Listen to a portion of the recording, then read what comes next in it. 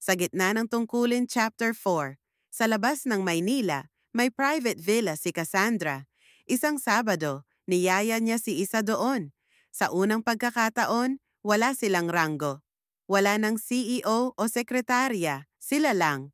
Habang nasa swimming pool, nakasuot ng simpleng two-piece si Isa at hindi mapigilan ni Cassandra na titigan ito. Alam mo bang nakaka-addict kang pagmasdan?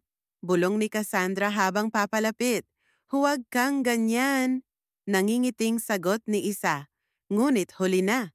Lumapit si Cassandra. Dahan-dahang niyakap si Isa mula sa likod at ibinulong sa kanyang tenga. Ikaw lang ang gusto kong kasama sa bawat tagpo ng buhay ko. Naghalikan sila sa ilalim ng buwan, sa gitna ng tubig, habang ang mga alon ng damdamin ay unti-unting lumalalim. Muling bumisita si Selene, ang dating kasintahan ni Cassandra. Ngayong alam na ni Isa ang damdamin ng CEO para sa kanya, hindi niya napigilang makaramdam ng panibugho. Nakita niya si Selene na may dalang wine, nakangiti, at may hawak pang bulaklak. Do you still love her? Tanong ni Isa nang sila'y magkasama na sa opisina. No, mariing sagot ni Cassandra. But I can't control how others feel about me. Just don't let her near you again. May tensyong sagot ni Isa. Bigla siyang hinila ni Cassandra at mariing hinalikan sa labi. Ikaw lang, Isa. Ikaw lang ang puso ko. Isang gabi matapos ang isang successful merger, niyaya ni Cassandra si Isa sa penthouse niya. Sa loob ng silid, may mga bulaklak sa mesa, mga kandila sa gilid, at isang bote ng wine.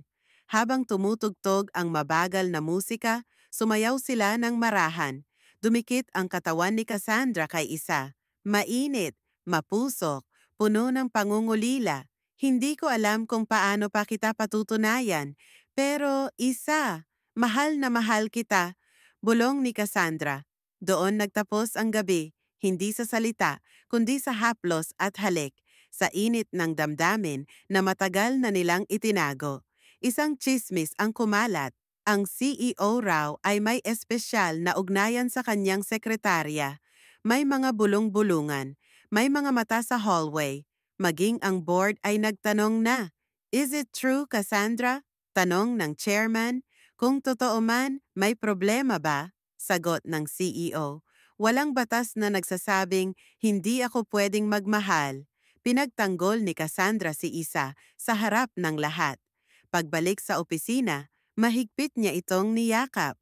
Walang makakasira sa atin, Isa, hindi habang buhay ko, hahayaan yon.